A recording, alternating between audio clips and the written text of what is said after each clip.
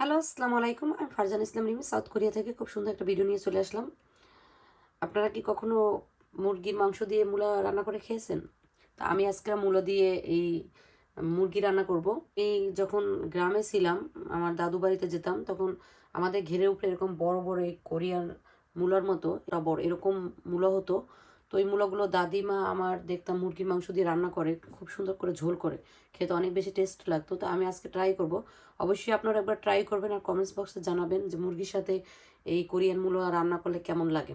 মাংস ধুয়ে মশলা সব এখানে অ্যাড করে দিয়েছি। দারুচিনি, এলাচ, গরম মশলা, যা যা মাংস অ্যাড করতে হবে, আমরা নর্মাল যে এরকম মাংস রান্না করি আর যা যা মশলা উপকরণ দিই সব। আর মূলাগুলো আমি এভাবে আলুর মতো কিউব করে কেটে নিয়েছি। এখন এগুলো আমি দিয়ে দিচ্ছি, দিয়ে আমি একসাথে হাতে মেখে এটা বসিয়ে দেবো।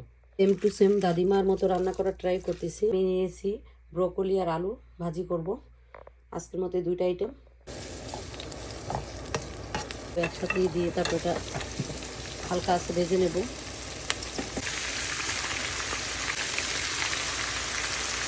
এটা আমি নেড়ে চেড়ে হালকা আস্তে ভেজে নিচ্ছি। আর এটা একদম সিম্পলভাবে করেছি, কাঁচামরিচ, পেঁয়াজ আর একটু হলুদ আর লবণ।